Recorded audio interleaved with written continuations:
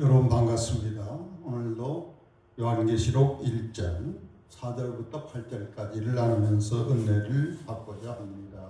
함께 기도하겠습니다. 역사의 주관자가 되시고 주제가 되시는 살아계신 하나님, 은혜와 사랑을 감사합니다. 시대말의 비밀을 요한계시록을 통하여 가리켜서 싸우니 감사합니다. 이 시간 주의 성령님의 감동과 지혜와 총명이 임하여 말씀을 깨닫게 하여 주시옵소서. 그 깨달은 대로 저희들이 실행함으로 말미암아 하나님의 놀라운 축복 가운데 거하는 저희들 되게 하여 주옵소서. 주의 종을 도구로만 사용하여 주시옵시고 성삼위는 영광받아 주옵소서. 예수님 이름으로 기도합니다. 아멘. 오늘 이제 4절부터 8절까지 보겠습니다. 요한은 아시아에 있는 7교회에 편지를 하노니, 소아시아, 지금 터키 지역에 있는 7교회에 편지를 한 내용이 요한계시록입니다. 그런데 당시는 소아시아 지역에 10개 정도가 있었다고 합니다. 7개에다가 보냈는데 이 7이라는 숫자는 우리가 성경에 완전수로 나오고 있습니다. 6일 동안 하나님이 세상을 창조하시고 제7일에 안식하셨습니다. 완전수입니다. 그래서 7교회, 우리 사절에 보면 성령님을 하나님의 무슨 영? 7영이라고 하면 7영, 7눈, 7영 이렇게 나와요. 완전하신 성령 하나님. 다음에 6장부터는 계시록의 중심 내용들이 쭉 나오는데 7인, 7나팔, 7대접. 6장부터 거의 끝부분까지 7인, 7나팔, 7대접에 대한 앞으로 역사 속에 예수님 모시기 직전에 후에 이루어질 일들, 사건적인 내용들을 기록하고 있습니다. 이러듯 이 7이라는 숫자는 하나님의 정한 완전한 수다. 그래서 7교회다 하는 것은 사도 요한 시대에 모든 교회들을 포함하고 역사 속에 있어왔던 모든 교회들에게 하시는 편지고, 특히 요한계시록은 때의 책이고 예수님의 때를 준비한 책이기 때문에 마지막에 있는 종말에 있는 교회들에게 특별히 주신 말씀으로 이렇게 해석함이 시적절하다. 그래서 때가 가까울수록 계시록은 점차적으로 열리는 구조다 하는 것입니다. 그래서 때에 맞는 양식, 바로 요한계시록이고, 열심히 때에 맞는 양식을 우리가 이렇게 먹이는 주의 종들과 이 말씀을 받아 먹는 성도들이 되면 큰 복이 될 줄로 믿습니다. 4절 계속해서 이제도 계시고 전에서 계셨고 장차 오실 이 성부 하나님이죠. 먼저 성부, 성령, 성자 예수님 삼위일체입니다. 굉장히 중요한 우리 기독교의 교리고, 이 삼위일체를 우리가 알면 우리 신앙이 진리 안에 뿌리를 확실히 내릴 수가 있는 아주 중요한 교리입니다. 성부, 성령, 성자 예수님 이름으로 축복 기도를 편지를 보내기에 앞서서 이렇게 하고 있는데, 바울 서신이나 일반 서신에 보면 대체적으로 다 이 축도로 시작을 하고 있어요. 자, 성부 하나님 어떤 분이냐 간략하게 말씀하고 있는데, 이제도 계시고 현재 계시고 과거 전에도 계셨고, 그리고 앞으로 미래에 장차 이 땅에 오실 성부 하나님으로 이렇게 말씀하고 있습니다. 시공간을 초월하신 하나님, 모세에게 이스라엘 백성들에게 하나님이 이름을 부르니까 하나님 뭐라고 말씀하셨어요? 출애굽기 3장 14절에 나는 스스로 있는 자다. 스스로 존재하는 나니라 했습니다. 나는 나다. 절대자 하나님, 영원한 하나님, 과거에도 계셨고 현재도 계시고 장차에도 영원토록 계시는 절대자 하나님이다. 그 하나님은 인간의 역사 속에 개입하셔서 친히 주관하시고 주제가 되시는 분입니다. 우리 세계사 세계관 조류 가운데 이신론이라고 이신론주의자들이 있는데 이들은 하나님의 계심을 믿어요. 하나님이 세상을 창조한 것도 믿습니다. 그러나 그것뿐이에요. 하나님은 이 세상을 창조해 놓고 뒷방에 늙은이처럼 그냥 하늘에 그냥 계신 분. 우리가 어떤 인격적인 그런 관계나 이 땅 위에 개입하셔서 역사를 주관한 분으로 이렇게 인정하지를 않습니다. 그래서 잘못된 거죠. 우리 하나님은 우주와 이 세상과 인간을 창조했을 뿐 아니라 역사 속에 모든 역사를 미리 다 설계하시고 원한을 잡으시고 그 계획대로 운영을 하고 계시는 하나님이십니다. 지금도 우리 하나님께서 여러 가지로 역사를 하고 계시죠. 그리고 역사를 그냥 이 상태에 둔 게 아니라 끊임없이 직선으로 우리가 지난 살펴본 것처럼 하나님은 끊임없이 앞으로 전진하고 발전하면서 종국에 와서는 완성을 하는데 역사를 완성하기 위하여 당신이 계획하신 바 목적한 대로 완성을 시켜야 될 거 아니에요.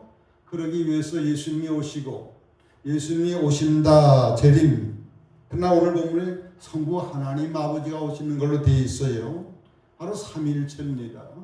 예수님이 오셔서 이 땅을 심판하시고 다 정리하시고 결산하시고 난 다음에 예수님이 직접적으로 통치함으로 하나님의 나라를 이제 완성을 할 날이 아직 임박했는데 너무나 중차대한 일에 성부 하나님, 성령 하나님, 성자 예수님이 함께 협력하에 일체가 돼가지고 한 몸이 돼가지고 완성을 하시는 분이다 하는 것을 우리가 알면 좋겠습니다.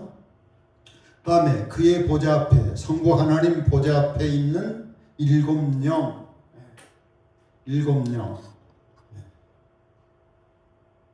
일곱 등불이라고 다 나오죠. 일곱 등불. 그 여기에 성막에 지성소가 맨 앞에 지성소가 있고 성소가 있고 다음에 뜰이 있고 이건 일곱 등불이 이렇게 있습니다. 다 이것은 하나의 예표적인 그러한 상징적인 걸 의미합니다. 다음에 5장 6절 보면 계시록 5장 6절 보면 이제 나중에 우리가 살펴볼 거지만은 온 땅에 하나님이 보냄받은 온 땅 이 세상에 보냄받은 일곱 눈 다 성령님을 이야기하는 거예요. 이러듯 우리가 여기서 우리가 알 수 있는 것은 성부 하나님은 전체적인 뜻과 계획과 섭리하시고 다음에 성령님은 하나님의 뜻을 따라 직접적으로 우리 가운데 오시고 이 세상에 오셔서 실행하시고 하나님의 계획대로 말씀대로 이렇게 현실화시키는 분이다 하는 겁니다. 그래서 우리들에게는 이 성령의 임재가 굉장히 중요합니다. 성령 체험, 성령 충만으로 나아가는 게 얼마나 중요한데 우리 인생에 있어서 가장 중요한 내 신앙의 발전과 인생에 있어서 가장 중요한 것은 현실적으로 이 세상에 와 계신 성령님, 예수님을 인격적으로 영접한 사람들 속에 와 사시는 성령 하나님, 이 하나님에 대해서 우리가 알 수 있기를 바랍니다. 계시록에 보면 성령님이 하신 일들이 있어요. 반모섬의 사도 요한이 무슨 감동을 받았다? 성령님이 감동을 받아 예수님의 음성을 듣고 보여주신 것을 기록했다, 이렇게 되어 있습니다.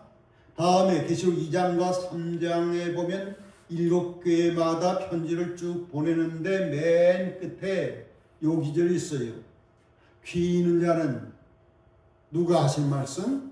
성령이 교회들에게 하시는 말씀을 들을지어다로 다 마치고 있다고 하는 겁니다. 그래서 이렇게 편지를 보내지만은 실제로 이 편지를 우리가 낭송을 해서 듣든지 직접 보든지 간에 또 우리가 계시록을 이렇게 접하면서 성령의 음성을 들을 수 있기를 바랍니다.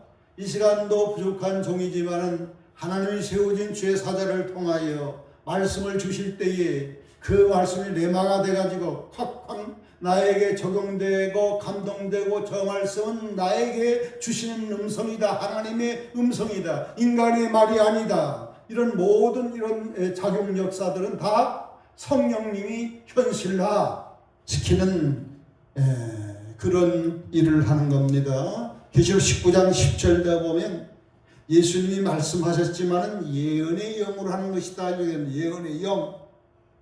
성령님은 앞길을 가르쳐주고 앞길을 말합니다. 다음에 사도 요한을 계시록 21장에 어디로 데리고 갑니까? 거룩한 성 예루살렘, 찬란한 천국으로 인도해서 사도 요한은 이 땅에 있었지만은 그 영을 천국으로 인도해서 천국 거룩한 성 예루살렘을 보여주신 분이 성령님으로 나오고 있습니다. 다음에 계시록 22장 6절을 보면 하나님은 어떤 하나님이냐? 선지자의 영의 하나님. 선지자의 영의 하나님. 하나님께서 주의 영, 선지자의 영을 주어서 선지자를 통하여 예언하고 말씀케 하는 일, 이것을 구체적으로 누가 한다? 성령님이 한다 하는 것입니다. 그래서 우리는 그 요한계시록이 어렵지만은 기도를 해야 될 줄로 믿습니다. 저에게 요한이 주셨던 선지자의 영을 저에게도 주셔서 차별 없이 주시는 성령님이니까 얼마나 좋습니까? 성령 하나님 저에게 임하여 주셔서 감동을 주셔서 지혜를 주시고 눈을 열어주시고 깨닫게 하여 주시옵소서. 꼭 이렇게 간절히 기도하면 신기하고 놀라운 그런 깨달음과 이해로 이렇게 깊이 들어가게 될 줄로 믿습니다. 그리고 끝으로 계시록 22장 말미에 보면은 성령과 교회가 오라 하고 초청을 하고 있는 것을 볼 수 있습니다. 성령과 교회 인도해서 하나님께로 돌아오라고, 회개하라고, 그래서 이 영원한 천국으로 다 들어가도록 하라고 성령님이 끝까지 초청하고 이끄시는 일을 한다는 겁니다. 그래서 우리가 성령님에 대해서 많이 이렇게 이해하고 공부를 하면 좋은데 굉장히 성경 곳곳에 이 성령님의 일들을 많이 나오고 있어요. 그래서 우리가 성부 하나님은 좀 알고 예수님 성자 하나님도 알지만 성령님에 대해서 우리가 모르면 굉장히 신앙생활이 어렵고 삶이 굉장히 힘들어져요. 우리 가운데 임만에 현재 와 계신 하나님은 성령 하나님이고 어떤 성도들에게 영접한 성도들에게는 아예 내 안내에 와서 사셔서 나와 함께 동고동락하며 이끄시고 인도하시고 역사하시고 치유하시고 은사 주시고 가르치시고 지도하시고 앞길을 가르쳐 주시고 상상할 수 없는 놀라운 일들이 하나님 성령 하나님이 하심으로 저와 여러분 꼭 성령 체험이 꼭 있기를 바랍니다. 성령 체험한 성도와 성령 체험하지 않은 성도는 하늘과 땅 차이가 납니다. 성령 충만의 단계로 들어가고 충만은 지속적으로 계속적으로 충만한 단계로 이렇게 들어가면 우리들에게 영육 간의 놀라운 발전과 축복이 임할 줄로 믿습니다. 다음에 성자 예수님에 대해서 나오고 있습니다. 자, 성자 예수님은 어떤 예수님이냐? 충성된 증인이다. 그래서 증인. 이렇게 계시하는 분입니다. 누구를 계시합니까? 성자 예수님은 하나님 아버지를 계시하기 위하여 이 세상에 오셨습니다. 아멘. 나를 본 자가 누구를 본 자니라? 하나님 아버지를 본 자니라 그랬습니다. 하나님의 사랑을 이 땅 위에 이렇게 우리들한테 보여주신 분이에요. 얼마나 사랑하는지 하나님께서 독생자까지 십자가에 우리 대신 우리 형벌을 대신 지실 정도로 하나님이 이렇게 사랑한다는 것을 우리들에게 리얼하게 로마서 5장 8절에 하나님의 사랑 우리들에게 확실히 증명한 사건이 바로 예수님의 하나님의 외아들이 십자가에 죽은 이 놀라운 사건입니다. 우리는 그래서 예수님을 바라보면서 하나님이 이렇게 우리를 사랑하는 분이구나. 하나님이 엄청난 이런 사랑을 우리들에게 주시는 분인 것을 우리가 깨달아야 될 줄로 믿습니다. 그래서 성자 예수님은 이 선지자적인 역할을 했어요. 땅에 오셔서 말씀을 전하는데 내 말이 아니라 누구의 말이다? 아버지가 주신 말씀을 내가 한다고 그랬어요. 요한복음 1장 1절에는 하나님이 이 성자 예수님을 가지고 뭐라고 나와요? 로고스, 말씀 하나님이다 그랬어요. 성부 하나님이 가라사대에 말씀하니까 이 세상에 다 빛이 생기고 우리 사람들이 생기고 만물이 다 창조가 되었습니다. 이때 수면 위에 뭐가 운행했다? 창세기 1장에 보면 하나님의 신 성령님이 운행했다 그랬어요. 삼위 하나님이 하나가 돼가 협력해서 이 세상을 창조했습니다.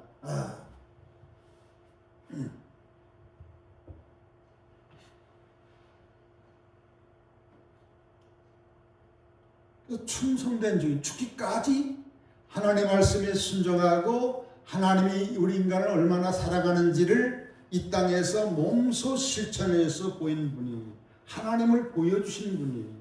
마지막엔 어디에 달려 죽기까지? 십자가에 달려 나를 대신 위해서 죽기까지 하나님이 이렇게 우리를 사랑한다는 사실을 죽으면서까지 하나님의 사랑을 확실히 증명한 충성된 증인이다 하는 겁니다. 누가? 성자 예수 그리스도께서 예수님이. 다음에 예수님은 죽은 자 가운데서 먼저 나신 분이다. 굉장히 중요합니다. 예수님이 3일 만에 부활을 하셨기 때문에 부활의 차원 열매가 되셔서 우리도 예수님과 같이 죽음으로 끝나는 게 아니라 예수님과 같은 영원한 삶으로 다시 영원히 살게 된다고 하는 것을 예수님께서 몸소 보이기 위하여 3일 만에 부활을 하셨습니다. 예수님의 부활이 없으면 우리 죽음 문제가 해결받을 수가 없어요. 그러나 예수님이 부활하셨기 때문에 죽음 문제가 비로소 해결되는 겁니다. 우리는 예수님처럼 영원히 살 몸으로 하나님 나라에서 부활한 몸으로 영원히 살겠구나 하는 것을 우리가 확실히 이렇게 보여준 겁니다. 그래서 제사장의 기능, 다음에 땅의 임금들의 머리가 되신 예수 그리스도가 그랬어요. 왕적 기능, 그러니까 선지자 기능과 제사장 기능과 왕적 기능을 동시에 그 역할을 담당하신 예수 그리스도입니다.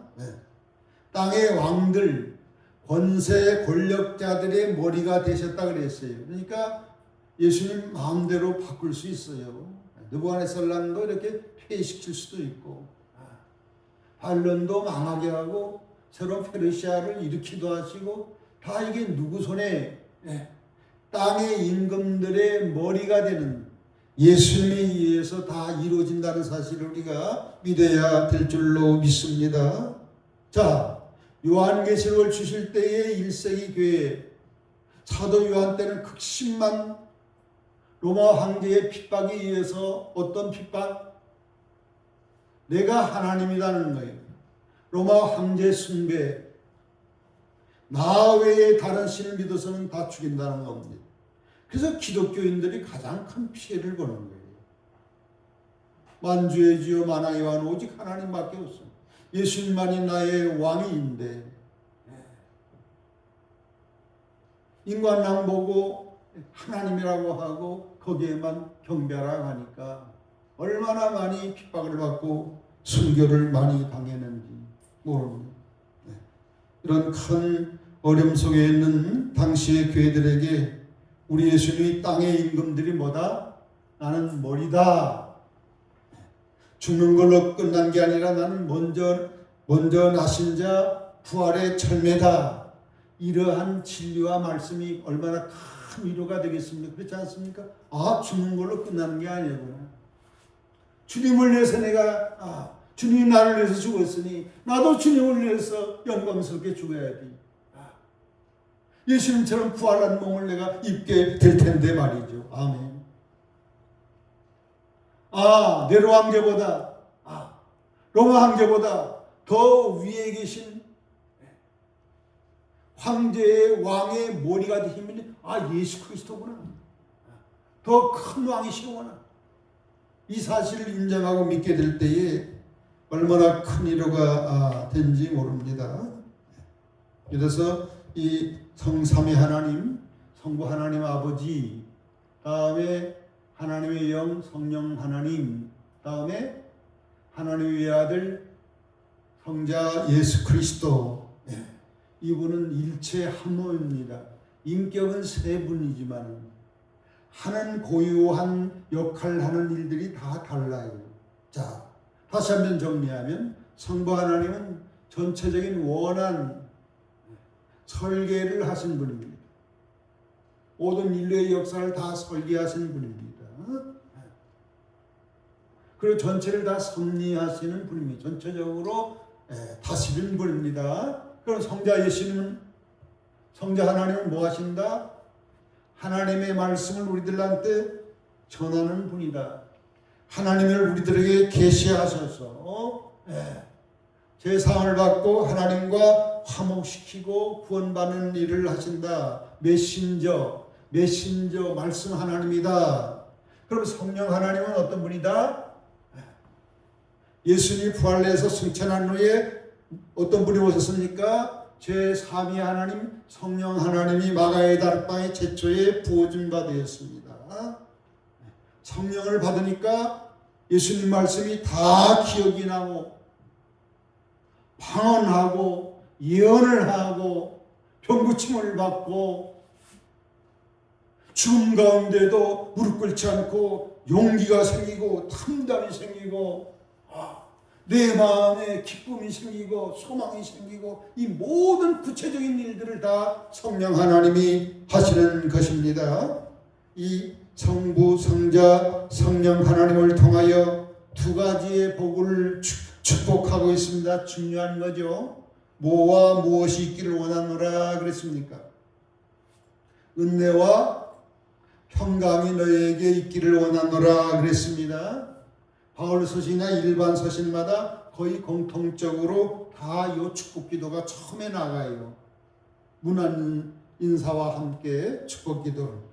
성부 하나님, 성령 하나님 순서는 조금 이렇게 하나님의 순서가 바꾼 데도 있습니다만은 다 은혜와 평강이 있기를 원한다 그랬습니다. 이 은혜와 평강이 얼마나 중요한 축복인지요. 제가 말씀드리겠습니다. 자, 하나님의 은혜. 우리 인간은 하나님의 은혜로 이 세상에 왔고 하나님의 은혜가 없이는 살아갈 수가 없어요. 어린 이 갓난아기가 부모의 사랑이 없으면 살아갈 수 없는 것처럼 똑같은 이치입니다. 우리 인간은 하나님의 은혜를 받지 않고는 살아갈 수가 없습니다. 숨쉴 수가 없습니다. 먹을 수가 없습니다. 걸어다닐 수가 없습니다. 아무것도 할 수 없습니다. 이 하나님의 사랑은 하나님만이 줄 수 있는 거예요. 하나님만이. 사람이 줄 수 있는 게 아니 하나님이 주시는 이 축복 은혜라는 게. 하나님의 은혜는 무한합니다. 조건 없이 주십니다. 이 사랑은 이 세상의 사랑처럼 잠깐 있다가 스쳐가는 그런 변질된 사랑이 아니라 영원한 사랑. 누구에만 있다? 성부 하나님, 성자 예수님, 성령님에게만 있는 이 사랑이 여러분들에게 임하기를 바란다고, 이 사랑을 받기를 바란다고 축복하고 있습니다. 다음에 뭐가 있기를 원한다? 평강을 받기를 원한다. 이상한 평강이 없습니다. 평강은 하나님만이 주실 수 있는 겁니다. 평강은 하늘에서 옵니다. 평화로다. 어디에서? 하늘에서 내려오네. 어디에? 내 마음에. 아멘. 예수를 믿으면 처음이 하나님의 평강이 하늘에서 내려오는 그런 평강을 체험하게 됩니다. 저도 인생 문제로 방황하다가 처음 교회에 나와서 새벽기도 이렇게 계속 다닐 때 3일째 되는 날 하늘의 평강이 내 마음을 감싸주고 성령님이 나를 이렇게 포근하게 품어주시는 그런 체험을 하고 그때부터 이 평강과 기쁨이 50년 동안 다 마르지 않은 샘처럼 계속적으로 이렇게 임하면서 아주 최고로 행복스러운 삶을 나날이 살고 있습니다. 체험하시라. 하나님이 주신 평안, 하나님이 주신 그 영원한 은혜를 우리가 체험을 해야 될 줄로 믿습니다. 광야같이 거친 이 세상, 수고하고 무거운 짐을 지고 탄식하는 인생들에게 꼭 필요한 것은 이 두 가지다. 뭐가? 하나님이 주시는 은혜를 받아야 된다. 아멘. 은혜 받아야 살 수 있다. 하나님이 주시는 뭘 받아야 된다? 평강을 공급받아야만이 이 세상에서 정말 자유와 평강과 기쁨과 천국의 기쁨 속에서 이렇게 정체성을 가지고서 당당하게 이렇게 살아갈 수가 있는 줄로 믿습니다. 다음에 5절 계속해서 자, 성자 하나님 아버지 성령 하나님은 그만 말씀하시고 예수님, 성자 예수님에 대해서 또다시 예수님의 특별한 공적을 여기에 더 말씀하고 있습니다. 그만큼 예수님이 하신 일이 역사의 중심이요, 성경의 중심이요, 계시록의 중심이기 때문에 성자 예수 그리스도께서 우리를 사랑하셔서 당신의 피로 우리 죄에서 우리를 해방했다. 아멘. 이 놀라운 공덕 은혜를 우리가 잊지 말아야 될 줄로 믿습니다. 우리를 죄 용서해서 살리기 위하여 나를 위해서 죽어주신 분은 오직 예수 그리스도 한 분밖에 없습니다. 가장 귀중한 생명을 주셨습니다. 자기 목숨까지 주시도록 최고의 사랑을 했습니다. 그 결과로 우리는 뭘 얻었느냐? 우리를 해방시켰다 그랬습니다. 예수 안에는 평강이 임하고 자유가 임합니다. 자, 죄로 말미암아 우리는 죄의 종이 인간에게 죄가 들어왔습니다. 아담의 죄가 유전돼 가지고 우리들에게 죄가 우리 안에 들어왔습니다. 우리 안에 하나님이 처음 창조할 때 고상하고 하나님 닮은 거룩하고 고상한 그런 품격이 상실되고 파괴됐습니다. 대신 뭐가 들어왔습니까? 두려움이 찾아왔습니다. 어떻게 살까? 하나님과 사랑해롭게 교제할 때는 안정감이 하나님이 다 함께하니까 이제는 그런 것이 차단되기 때문에 두려움이 찾아왔습니다. 이게 적자생존, 어떻게 하든지 내가 살아남아야 되겠다는 거예요. 생존 본능 따라 살아야 합니다. 이기주의 따라 이기주의로 이렇게 가득한 충만한 인간이 되었습니다. 그래서 하는 것이 죄밖에 지는 것이 없어요. 본능적으로 이기적으로 살아보려고 하니까 죄에 점점 노예가 되는 거죠. 죄의 종이 되는 거죠. 성경은 분명히 말씀합니다. 죄값은 사망이다, 죽음이다. 피 흘림 없이는 죄가 용서될 수가 없느니라. 그래서 예수님이 가장 소중한 생명 피를 뿌려서 이렇게 십자가에 희생함으로 그것을 인정하고 받아들이고 하나님의 사랑을 깨닫고 하나님을 신뢰하면서 하나님께 돌아와서 죄를 깨닫고 회개하는 자마다 뭘 부어주세요? 성령 하나님을 선물로 부어주심으로 말미암아 하나님의 평강이 임하고 하나님의 은혜가 내게 임하니까 파괴됐던 하나님의 고상한 형상이 치료가 되는 역사가 자꾸 생겨요. 거룩해지기를 시작합니다. 고상하기를 시작합니다. 그러면서 하나님의 평강이 임하니까 두려움이 떠나게 되는 역사가 일어납니다. 그리고 내 마음속에 하나님과 이렇게 교통을 하니까 사랑의 회로 순환이 돼가지고 하나님의 사랑이 내 속에 들어와가지고 이기주의가 점점 싫어지고 나의 고집과 나의 야망과 욕심이 싫어지고 이타주의, 예수님의 사랑을 나타내고자 하는 그런 뜨거운 용소심이 우리 속에 자리 잡게 되는 것이죠. 이것을 거듭난 체험, 새로운 생명을 얻었다라고 말씀하고 있는 겁니다. 그러면서 모든 것에서 자유로워집니다. 그전엔 내 욕심, 내 본능 따라 악착같이 생존 본능을 따라 이렇게 살았어도 참 자유를 얻지 못했지만은 예수님을 모시고 예수님의 자유함, 예수님의 평안, 예수님의 이타주의 사랑을 수혈 받아서 그 회로, 사랑의 회로를 하나님과 교제하면서 사랑의 회로가 들어오니까 하나님 형상이 회복되면서 사랑하지 않으면 못 견디고 거짓말을 하면 거짓말을 할 수가 없어.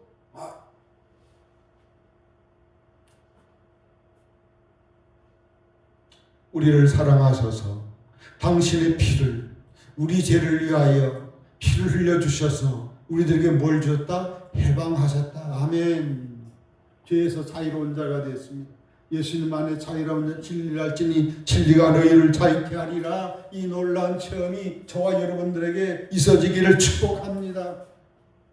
이제는 그 자유를 사랑을 위해서 쓰는 사랑의 종으로서 하나님을 위하여 진리 하나님을 위하여 살아가는 하나님의 종으로서 사는 차원으로 이렇게 바꿔지게 되는 겁니다. 6절에 그의 아버지 하나님을 위하여 성부 하나님을 위하여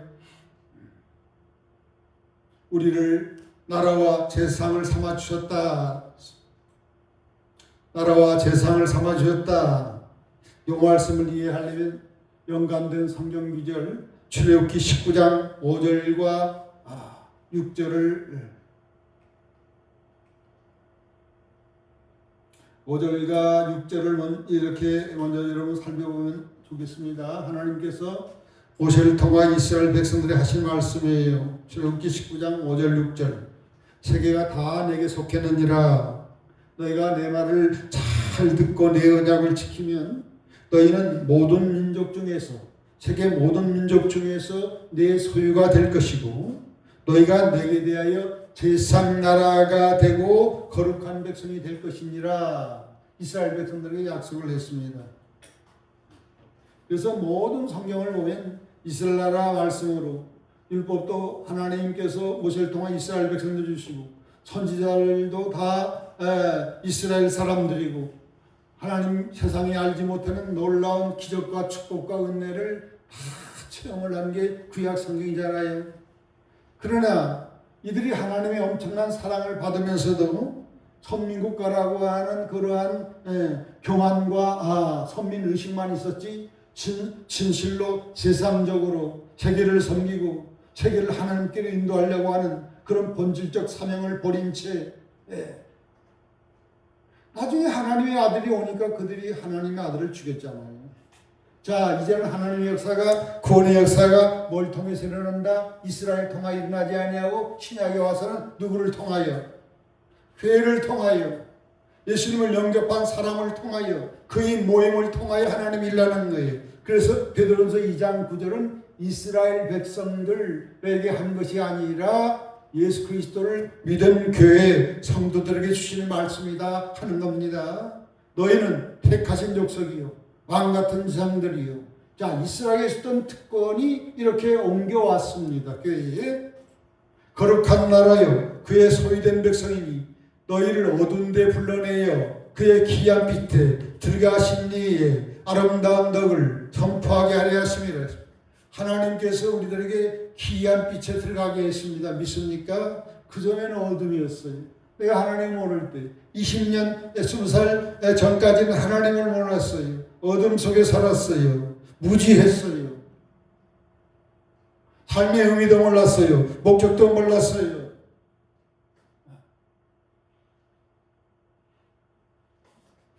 그러나 예수님을 통하여 이 하나님을 아니니까 정말 기이한 빛으로 이렇게 강변된 삶을 살았어요. 이젠 삶의 의미가 있고 내가 어디서 와서 어디로 가며 내가 얼마나 하나님 앞에 죄인인지 하나님을 모르니까 큰 은혜를 받은 우리 인간이 하나님을 모르고 내 멋대로 내 욕심대로 내 계획대로 내 만족을 위하여 적자선정으로 이렇게 살아온 게 얼마나 하나님 모르는 게 죄냐 이거예요. 예수를 믿고 보니까 정말 이 예수 믿는 게 얼마나 큰 축복인지 우리들에게 놀라운 이 땅으로 우리를 이렇게 장소 이동해 주셨습니다. 어둠에서 빛으로, 비진리에서 진리로, 죽음에서 생명으로 우리를 이끌어 주시니 놀라운 은혜, 아름다운 덕을 선포하라. 아름다운 덕, 십자가의 은혜를, 예수님의 은혜를, 부활의 은혜를 다른 사람들에게 선포하기 위하여 우리를 천에 하나 만에 하나 부르시고 택하시고 은혜 주시고 성령 주시고 은사 주시고 했다 하는 사실입니다. 이렇게 하신 그리스도 예수께 영광과 능력을 세토록 돌립니다. 이런 항상 은혜를 돌리고 영광을 돌리는 마음으로 살아야 될 줄로 믿습니다. 볼지어다 7절에 그가 누가 예수님이 구름 타고 성자 예수님이 구름 타고 온다 그랬습니다. 각 사람의 눈이 보도록 눈에 보이도록 가시적으로 이 땅에 옵니다. 영으로 오는 게 아니라 부활나신 몸으로 아멘 부활나신 몸으로 우리 눈에 또렷이 보이는 가시적인 하나님 이렇게 예수님이 이 세상에 오십니다. 역사적인 가장 클라이막스라 할 수 있습니다. 초림도 놀라운 일이지만 더 놀라운 일은 예수님이 두 번째 이 땅에 오는 날입니다. 요한계시록 이것을 주제로 다루고 있습니다. 각 사람의 눈이 그를 보겠고 그를 찌른 자들, 당시에 로마 백령들이 찔렀지만 유대인들이 찌른 것이고 오늘날도 예수님을 찌른 자들이 많아요. 예수님을 핍박하고 괴대하는 성도들을 핍박하고 교만하고 무지하고 악을 행하는 이들은 다 예수님을 찌른 자들입니다. 이들이 똑똑히 예수님이 이 땅에 오는 것을 보게 될 것이고 땅에는 모든 족속이 그로 말미암아 애곡한다 그랬어요. 예수님이 땅에 재림할 때 이 땅에 사는 모든 인류들은 이 땅에 나와 있는 모든 사람들은 예수님으로 말미암아 예수님의 심판으로 말미암아 그때 온 세상 우주가 불탈 때에 애곡하는 슬피 통곡하며 후회하며 놀라서 기절하고 자빠지는 이런 일들이 이 땅에 반드시 전개될 것인데 예수님께서 마태복음 2장 작은 계시록이라고 했어요. 마태복음 24장은 예수님이 초림 때 처음 왔을 때 하신 말씀이 똑같은 요 말씀을 하셨어. 자, 그날 환란 후에 즉시 해가 어두워진다. 대환란이 있고 난 다음에 예수님이 옵니다.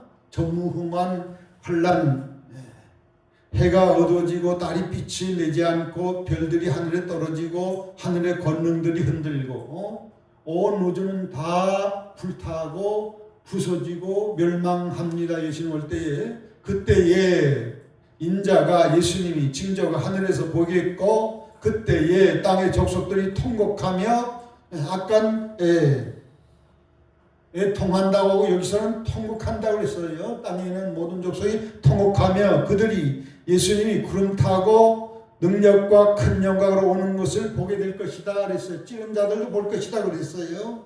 그가 큰 나팔 소리와 함께 천사들을 보내리니 그들이 그의 택한 자들 하나님의 택한 자들 예수님을 영접한 성도들 신부로 준비된 자들을 하늘 이 끝에서 저 끝까지 사방에서 불러 모은다 그랬습니다. 자, 예수를 모르는 사람들, 예수를 영접한 아는 사람들에게는 이렇게 고통이 오지만 예수를 영접하고 신랑으로 준비된 자들은 휴거돼 가지고 계시록 19장에 나온 것처럼 7절 9절 나온 것처럼 준비된 사람 어디로 들어가요?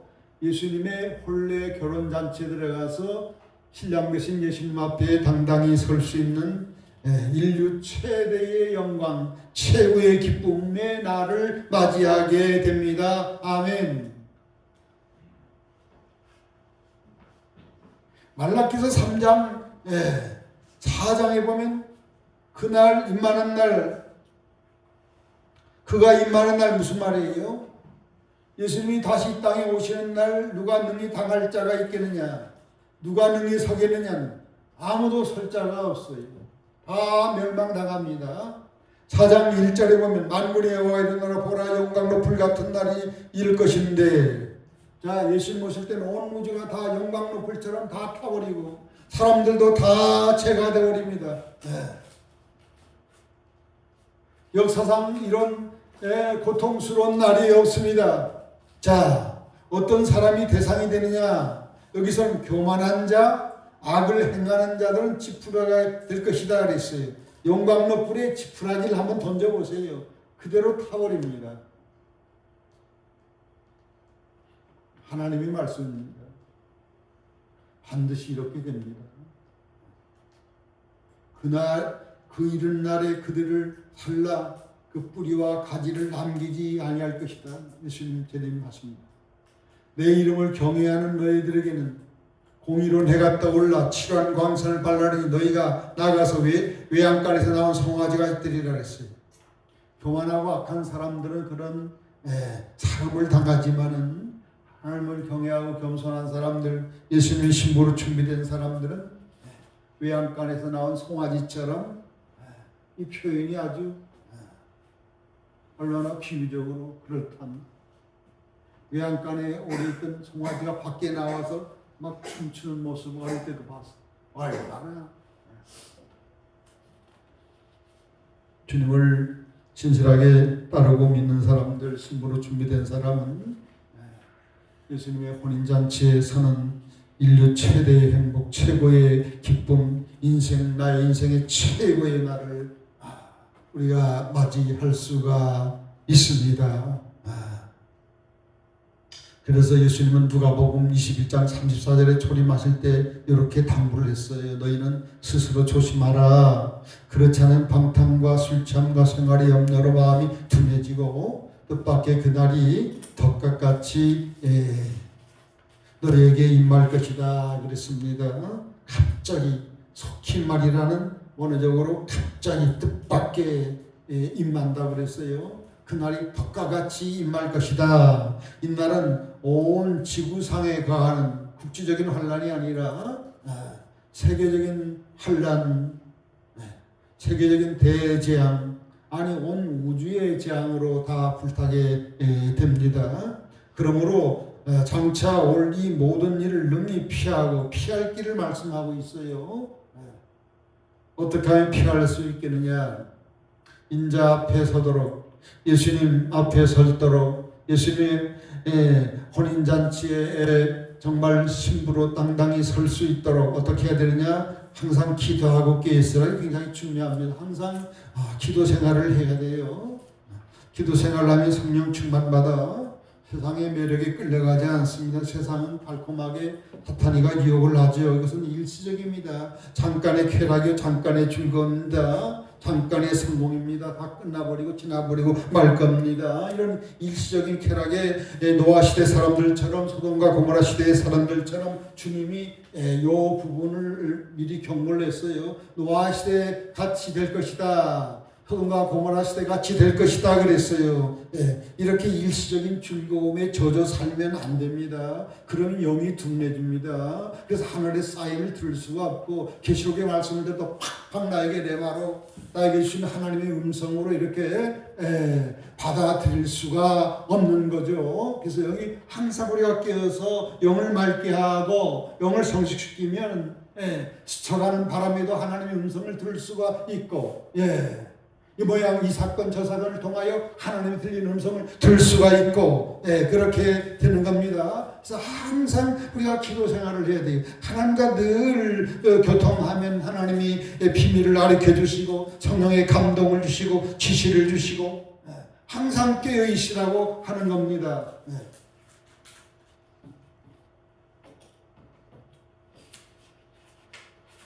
끝절에 왔습니다. 주 하나님이 이르시되 나는 알파와 오메가라. 앞에 하신 말씀을 반복하고 있어요. 알파와 오메가. 이전에도 있었고 전에도 있었고 이제도 있고 현재 이제도 있고 전에도 있었고 장차 올 자다 그랬어요. 자, 성부 하나님이 성자 예수님이 올 자면 이해가 되는데 성부 하나님이 오신데 삼위일체이기 때문에 그렇습니다. 성부 성자 성령 이 중요한 마지막 재림 이 땅에 재림하셔서 역사를 결산하시고 심판하시고 난 다음에 친히 예수님이 왕으로 친히 직접적으로 통치해서 에덴의 회복을 우리들에게 주시고자 하니 엄청난 이 일을 위하여 성부 하나님, 성령 하나님, 성자 예수님이 함께 협력하면서 이 일을 하기 때문에 성부 하나님이 오신다 하는 것도 틀린 말은 아니에요. 전능한 자다. 하나님이 태초에 계획하신 모든 일들 반드시 말씀하신 예언들이 반드시 성취되고 반드시 편의도 완성을 시키고야 말 것입니다. 우리 모든 요한계시록을 통하여 정말 영이 깨어있고 신부로 준비되어서 통곡하는 이 영원히 후회하는 세상 불탈 때 함께 불타는 자가 되지 않고 예수님의 영광스러운 신부로서 혼인잔치에서 신랑 되신 예수님 앞에 당당히 설 수 있는 이런 자로 우리가 준비되어 수 있기를 축복합니다. 기도하겠습니다. 사랑스러운 하나님, 영광의 하나님 감사합니다. 성삼위 하나님의 은혜와 평강이 시간 임하게 하여 주시옵소서. 하나님이 주시는 은혜, 하나님이 주신 은혜, 하나님이 주시는 평안을 체험하게 하여 주시옵소서. 이 은혜와 이 평안을 경험하면 이 세상의 어떤 시험도 이길 수가 있습니다. 어떤 유혹도 이길 수가 있습니다. 하나님의 사랑으로 당당히 살아갈 수가 있는 줄로 믿습니다. 하나님의 평안과 하나님의 은혜가 충만한 이 체험의 역사가 이루어지게 하여 주시옵소서. 예수님 이름으로 축복하며 기도드리옵나이다. 아멘.